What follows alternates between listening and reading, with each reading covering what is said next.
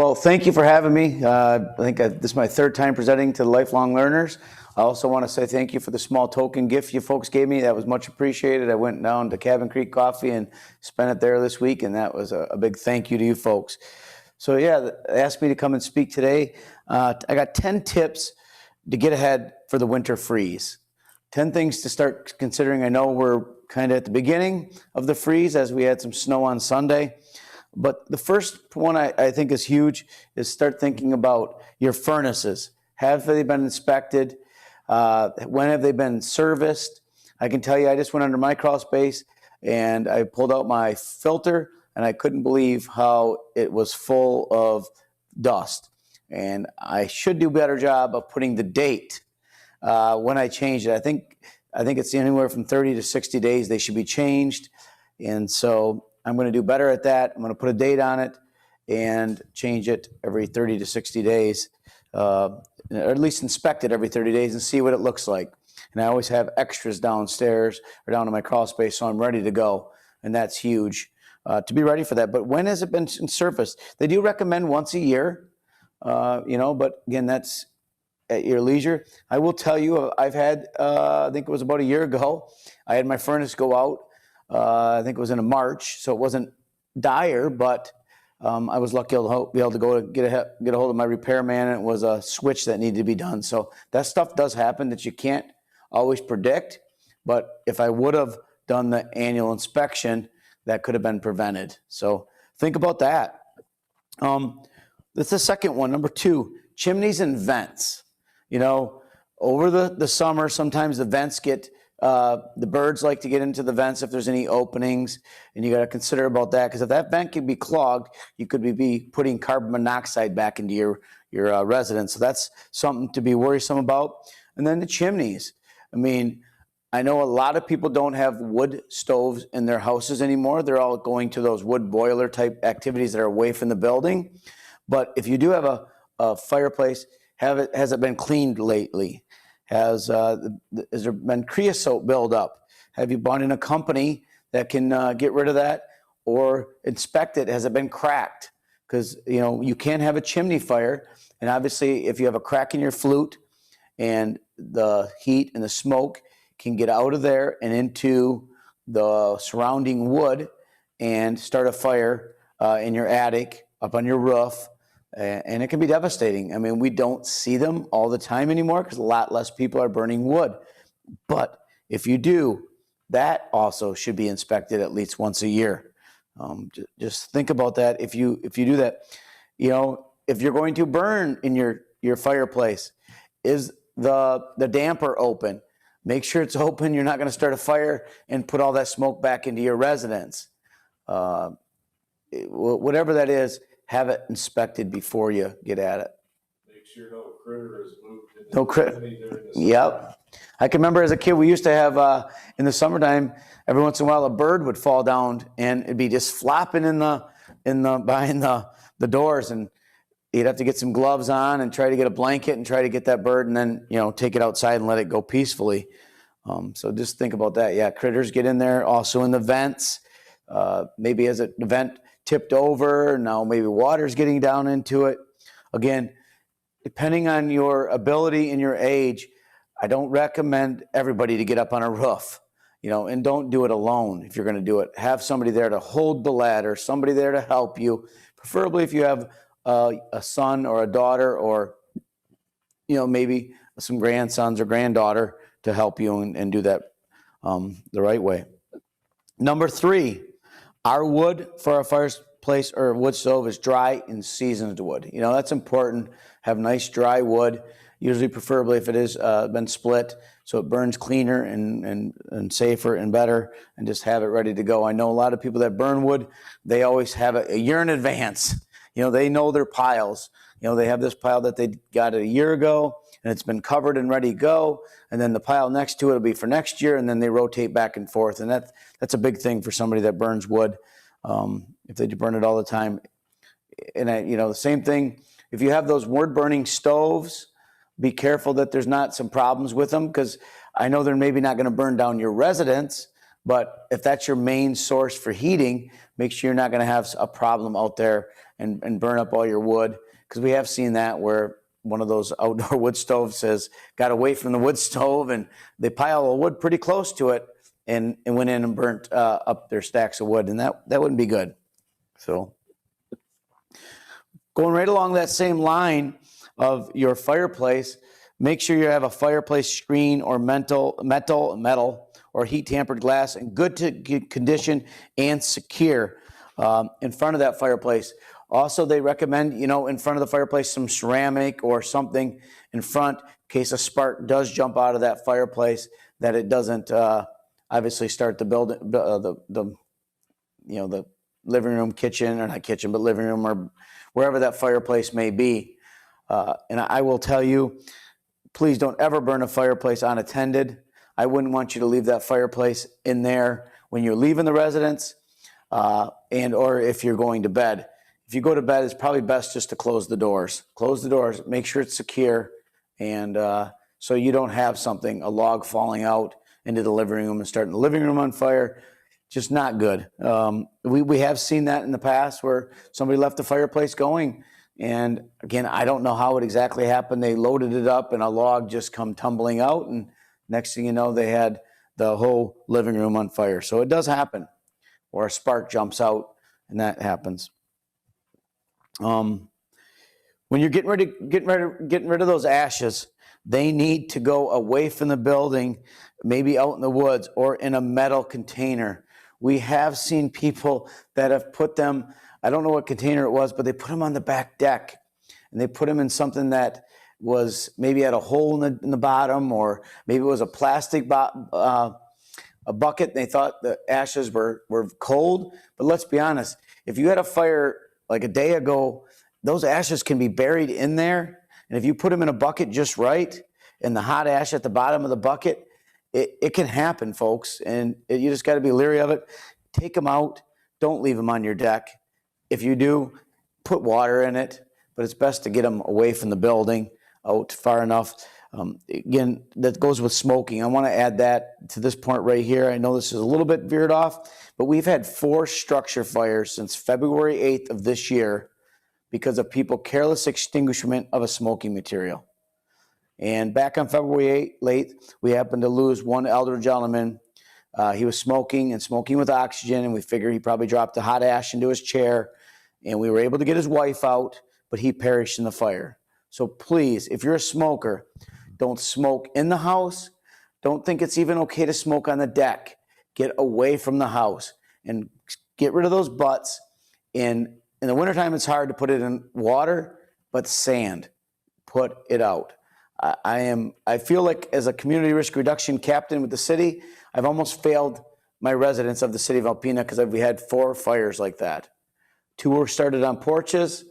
1 started in a basement just last week, 2 weeks ago actually, on 3rd Avenue, and then where the gentleman in his chair over back in February. So please, ashes, smoking materials need to be out. What are we down to number 4? Oh, dang, excuse me. Number 4 or 5 here. Children, keep children away from the fireplace, the wood pellet stoves, space heaters, any of that. Keep kids, where are we going? Keep kids away from it. Again, all those things I talked about, I understand you might have your fireplace. If it's contained, it's a heavy duty fireplace that heats your home. That goes all night long. I get that. But those pellet stoves, if you don't need them for heating, let them go out at night. And space heaters, please turn those off. Turn those off when you're sleeping or you leave the house. Some of those portable space heaters now have automatic shutoffs. If they tip over and they buzz and they go off, which is awesome because you don't want anybody by them or around them. We actually ask for 3 feet. I do a lot of teaching at the housing complexes where they have interior rooms, and they don't even allow them just because if it would have happened in one of those facilities, you have potential to a lot of people displaced if it would burn down. So, yes, I understand. Sometimes you got your home office is chilly or you cold day, you like to have them. But when you leave the office or when you leave that room, shut them off. Just safety first. Very important.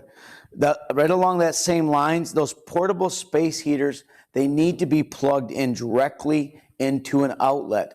Don't, as we might call them, daisy chain them, or go to a Dollar Tree or a cheap store and get those cheap. You all see them. They're the brown cords. I know I have a few at my house, but they're really not made to run something like that. They draw a lot of energy, and they can heat that extension cord up and cause it to have a fire. They're just not made for that. Again, directly out to into the outlet, or a power cord or a surge protector to help from causing any damages. You do see it where those cords can heat up, and if they're on the floor, you can see where they burn a hole in the floor, or maybe some papers nearby, and then things just turn bad. You just don't want that. I also see them, they take those cords and they stretch them from one end of the living room to the other, and they put a rug over top of them, and then they constantly walk back and forth, every once in a while striking or landing on that rug and that cord. That cord can be broke down very easily, and then they could start a fire under the rug. And it does happen seldom, but it's just another thing to think about. And that's what this whole program is, to get you thinking about your house, walking through it. Number 9 here, have you tested your smoke alarms? I can't stress, okay, enough of that. Have you tested your smoke alarms lately? You have to have working smoke alarms to give you the time to get out safe. I am still currently doing that program. If you need a smoke alarm, you can reach out to me. We can get you that information. I've done, I think, 3 or 4 from this group at least now. Got great results. I have over 100 smoke alarms in my office right now, so I have them availability. Get with me, and I will get out to your house as soon as possible. But make sure they work, please. I don't want you on ladders, but get your broom handle, get your grandson or granddaughter or somebody, and set those smoke alarms off. Make sure they work. We just had daylight savings time. If you're still using the old style, we recommend you change the batteries twice a year. But if you should upgrade, which the ones I have are good for 10 years, and they're awesome. They're louder, they're better. Just to go along that path, smoke alarms are recommended, 1 on every level of the house and 1 in every bedroom.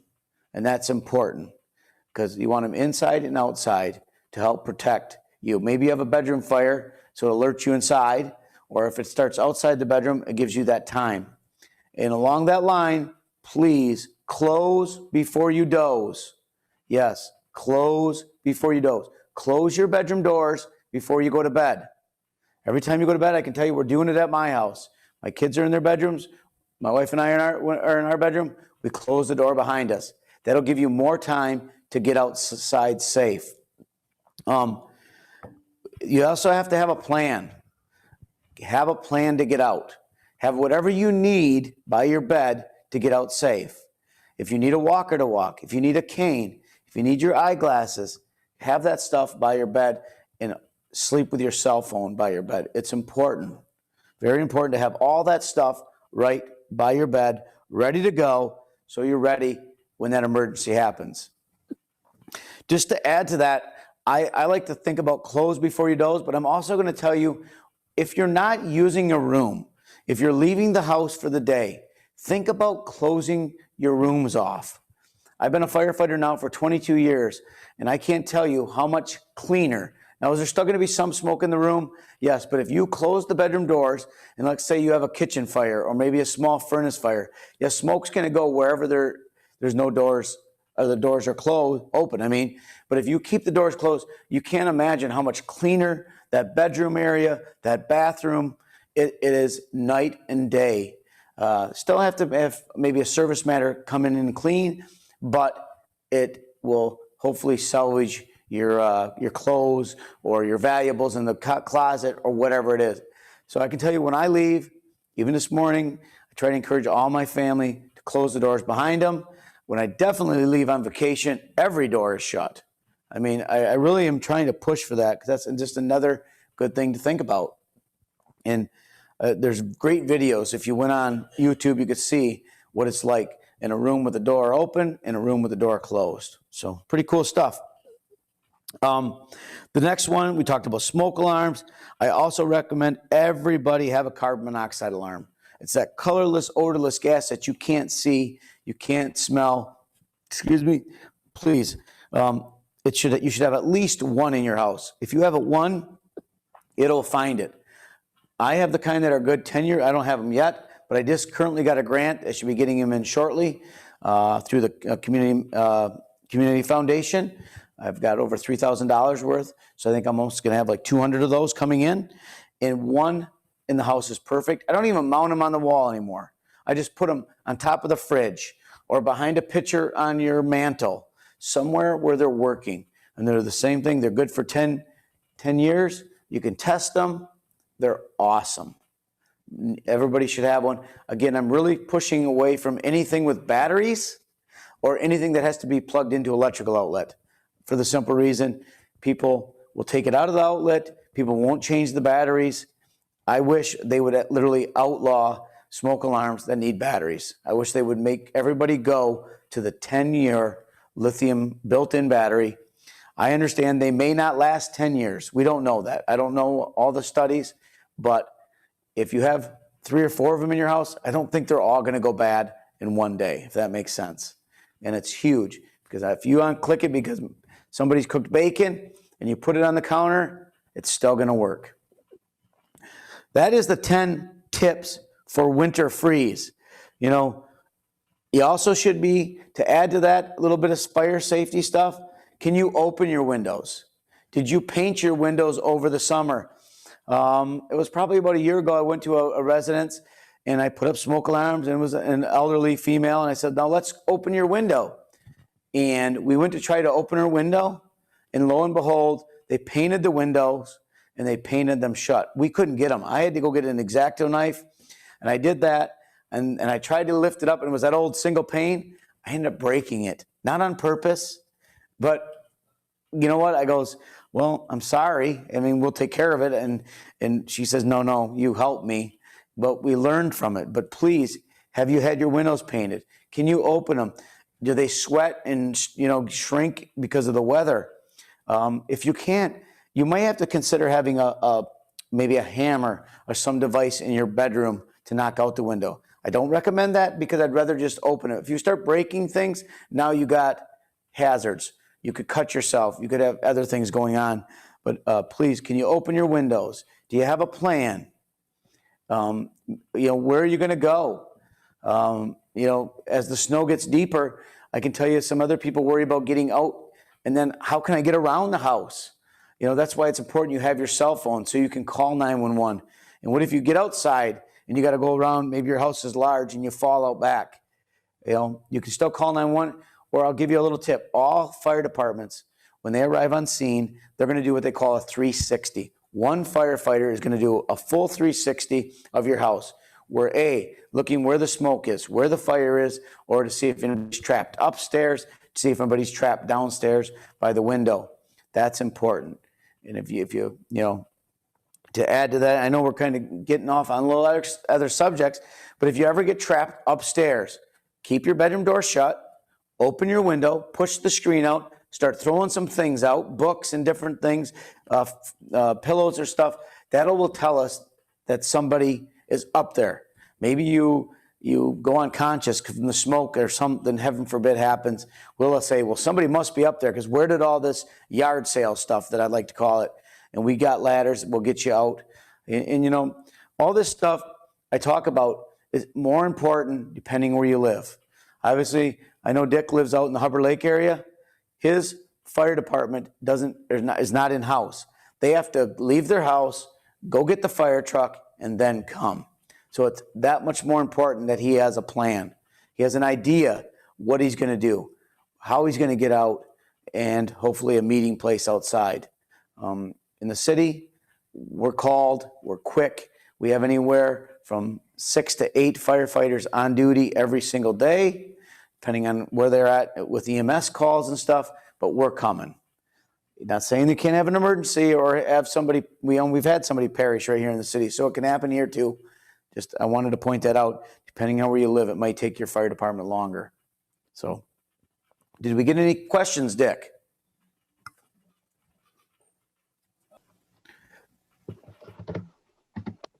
So that covered the house.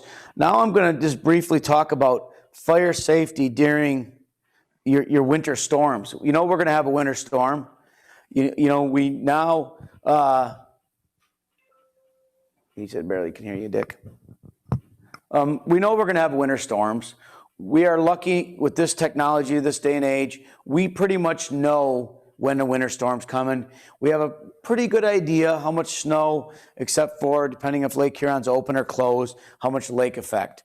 So just again, things that you need to consider during the winter, before the storm, during the storm. Obviously, make sure you have your smoke alarms working. I'm not going to keep going on that. Make sure you have house numbers so we can find your house. If you live out, that we really recommend those green signs that a lot of fire departments have. Get them so we can see them. Get them high enough than the snow line. You kind of have an idea how much snow you usually get. Preferably they're up on the garage or up on the mailbox in the high part of the mailbox, so we can see that. It's not only for a fire, it's about that emergency, about having a medical emergency. You're having chest pain, you're having trouble breathing. We need to get there quick. Please have those. Think about what are you going to do if the power goes out? Do you have flashlights handy?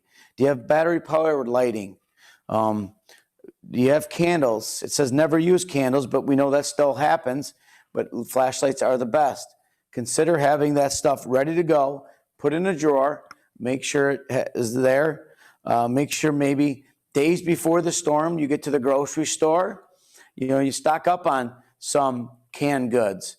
You should have plenty of water, but fluids and things like that, and have it ready to go in case you can't get out for a couple days. I know we're in northern Michigan, and for the most part, we've always been able to get out. People always can come in on snowmobile and different things, but start having a little backup supply of stuff is always good.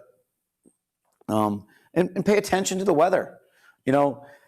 If you have that doctor's appointment scheduled and it's going to be miserable out, it might be time to change the doctor's appointment. Move it, ahead, or move it to a different date, because we don't really want you out traveling in that snow. We don't want you walking in it. I just talked to a group. It always happens here in northern Michigan because we get snow, we get rain, we get thawing, and you know what happens? We get a little bit of thaw, we get a little bit of water out there, and then it freezes at night. And then what happens? It freezes, and then we get a little dusting of snow, and then somebody heads out. They want to get their newspaper. They want to get their mail, and they think it looks safe. But the minute you take a step onto that snowy sidewalk, that snowy driveway, and down you go. I'm going to tell you, when you head out there, take your cell phone. We see it where people have been laying on cold concrete for hours, and it's sad. You can die from that, hypothermia. So if you're going to go to the mailbox or you're going outside, take your cell phone with you, so you can call 911, or if you have Life Alert, hopefully it'll work outside. Take that stuff. Take it with you in case it happens, because some of you folks may live distance away from a neighbor, and maybe nobody can hear you yelling for help. And that, to me, would not be a very nice way to perish, being outside in the cold. It talks about checking on your neighbors. I think a lot of people do that. You take care of each other. If you have an older person that lives next to you, make sure they're okay. See if they need anything. A lot of times I see a lot of people out doing their neighbor's driveway for them. That's awesome. Take care of each other. It's important in northern Michigan, in any city, really, whatever the weather may be. Work together. Generators should only be used outdoors. We see every once in a while where people bring in the generators and the combustion is in the house, and then these people perish from carbon monoxide. It's so sad, but I understand we're in tough times times when people can't afford to have their heat on or whatever, and they do desperate things to keep their family warm, and they don't want people to know that they're doing this, and they don't think about what could happen. We've seen people trying to heat their house with a stove, and everybody's sleeping in the living room. It does happen here, folks, in northern Michigan. We're not exempt from it, and I've seen it myself. So just be careful of that. Take care of your neighbors. Take care of your family, and try to help out where you can. Winter storms, we can have down power lines. Stay away from them. Report them. If you can, stay away from them. So maybe anybody else that comes near them, you can tell them. We go out, we'll sit on down power lines until the power company gets there. We don't trust power lines. We don't have the training. We treat every power line that's down as live, and you should too. If you don't know what it is, call us. I mean, we know the difference between an electrical line or a cable line, and if it's cable, we'll cut it or we'll wrap it up and put it by the pole. But if it looks electrical, we're not touching it. Even the street lights, we're not touching it. As the fire department, we wait till the professionals come, and that's what I recommend you do. But if you could stay there and at least guard it till we get there, that's my recommendation, so nobody else can come near it, especially kids maybe out doing something. We already talked about be ready for that heat stop working. Think about it. Have layers. Keep your house closed up, and things like that. And always turn your portable heaters off when you leave the room or you go to bed. Never let those on. That is basically everything I have here. Anything I missed? Any questions, concerns? Ron, you had a question about what's the deal on smoke alarms, and can you hear me okay?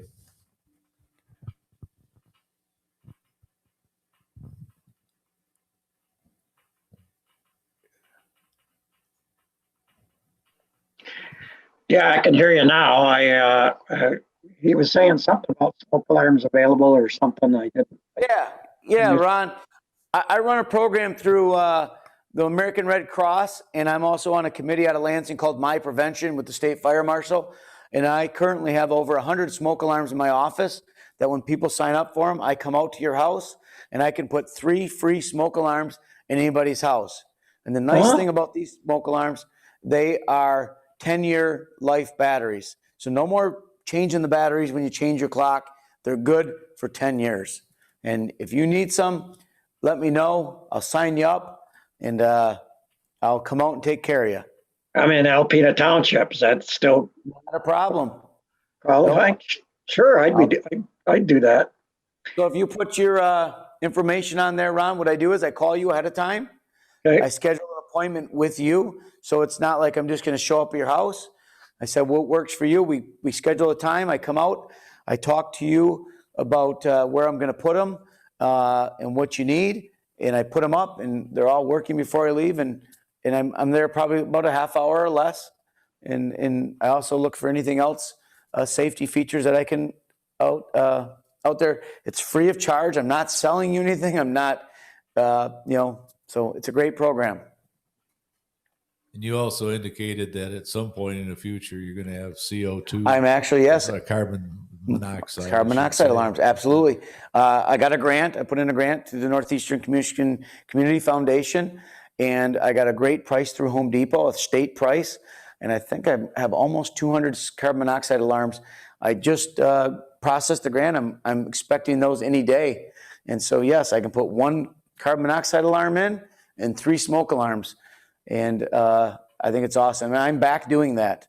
For a while there, from about April to August, I went back to shift, and I wasn't out doing this stuff, but the city has allowed me back at it, and I think that's the smart thing to do, because COVID does not know that about a fire or how to stop the fire, and I just have to take precautions. I always come in, I wear my mask, and I wouldn't come in if I had any symptoms or if I thought I was by anybody. So I'm always looking out for my customers and taking care of the people.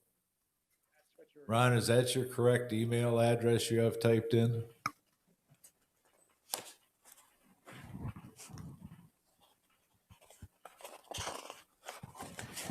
I brought a form in with me.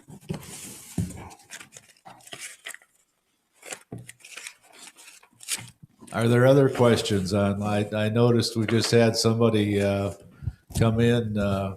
Chris, do you have any questions for for this program?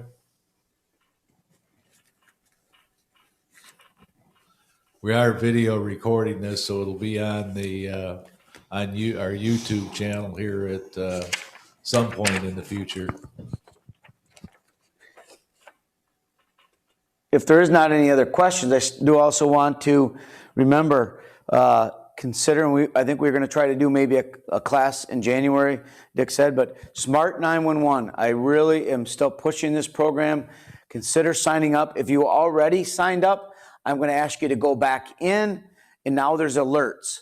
So if we had a natural disaster, or we had a fire, or if we maybe even had a bad guy on the loose, that was in your area, if you have Smart 911, they could alert you, and it's called Reverse 911. They could send something back out to you by email or by text and say, hey, just so you know, there's a wildfire just 3 miles from you. You need to consider evacuating, something like that. So go back in there. Please sign up for Smart 911. I know Dick's been through it, and if you have any questions on it. Yeah, I signed my parents who live over in Grand Traverse County up for it, and went through the whole process. You don't have to do it yourself. You can have a relative do it, or really anybody can do it. If you're not internet savvy, it can be a little overwhelming in some of it, but most of it's pretty straightforward. That's awesome. They have a multi-page set of forms that you can fill out, but it's a very worthwhile program. I would hope here in the near future that we can have a program specifically on that.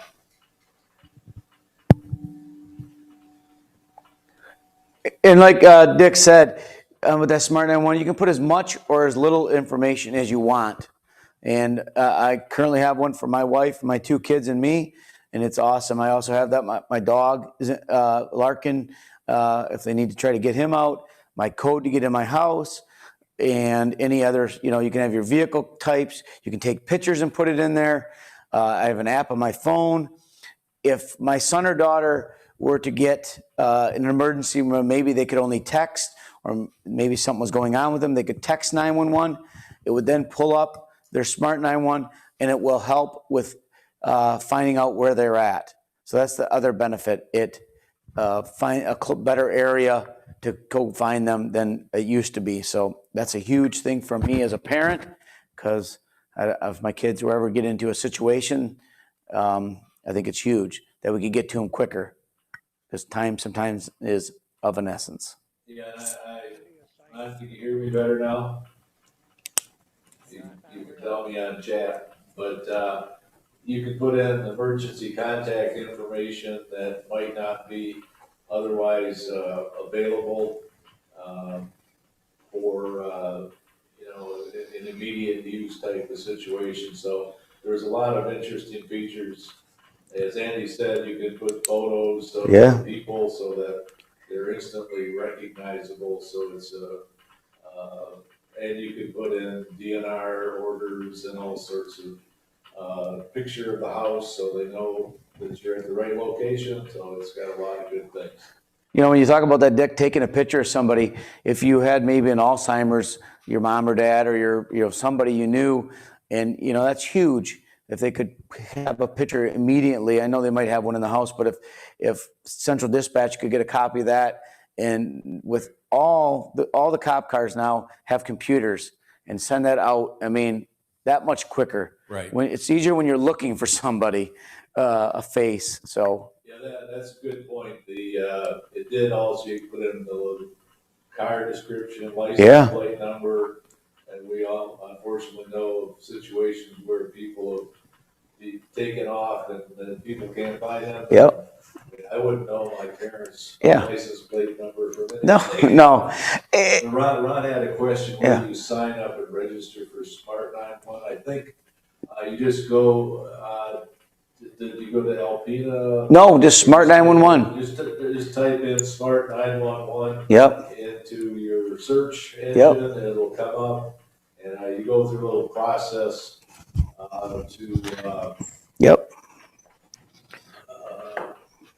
Still can't hear me. So. Yeah, you just go to your Smart 911. You just go to your search engine. I can tell you right here's the little app, if you can see it. And it shows right where I'm at right now on my phone. But you don't have to do it on a cell phone. It can do it on a laptop. It can do it on an iPad. It's all about registering your phone numbers. Like again, I use myself as an example. I got my phone number, my wife's phone number, and my 2 kids. So if any of those numbers call 911, it's going to pop up. It's going to say if it's my daughter, it's her number. It's going to pop her up, and they're going to ask, what's your emergency? Maybe she can't say anything because maybe she's been in a car accident. They now know where she's at because it'll pinpoint on the map where she's at, and they can send help. Maybe my daughter, again, I hate to say this, but maybe she's been kidnapped, or maybe she's been held by a boyfriend or something. Maybe she can only text 911. Now she could say text 911 and say help, and she can do that. So that's the avenue. So just something to consider. This is Dick Bremer. Just as you go through the process, you will have to verify your phone number, Yep. which is easy enough to do. And then when you put in emergency contact information, you can put in an email address, so you can put that in there. It's best to know, or it's best to let people know you're doing that, because they will immediately send an email. Yep. And, Yeah. and people can be surprised. Yeah. My kids had it. Yep. But it is just awesome. Trying to think of what else. I don't know. Just a great feature. I've really been pushing it. I think it's way underused. Some people are, well, is the information secure? It's my understanding, talking to 911, it's a very secure system. Like, for example, they tell me that they can't even pull up the information. So if the 911 dispatcher knew Andy Marceau's cell phone number, they can't even type it in to the system. The only way it pops up on their screen is if one of the 4 numbers from my account calls. Now, again, I'm not putting my social security number in there. I'm not putting my bank accounts.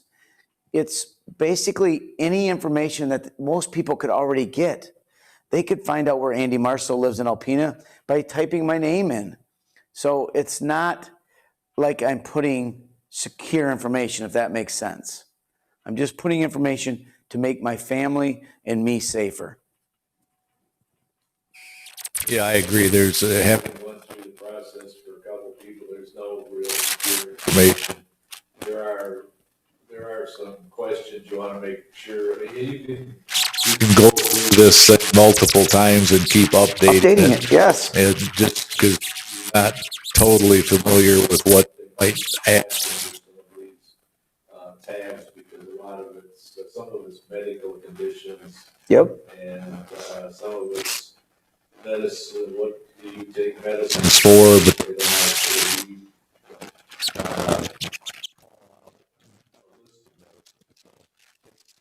got a lot of very good features that everyone who has access to it, I'd recommend use.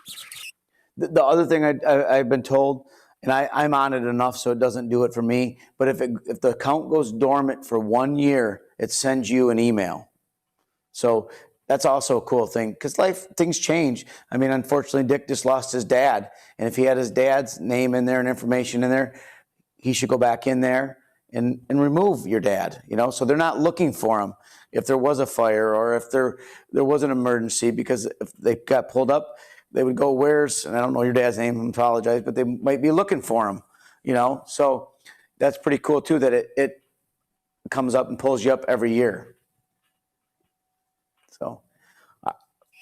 Okay, any other questions for Andy? As I said, this will be on YouTube here sometime in the next couple weeks.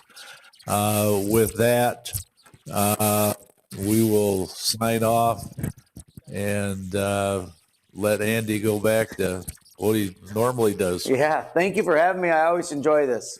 Thank you, Andy.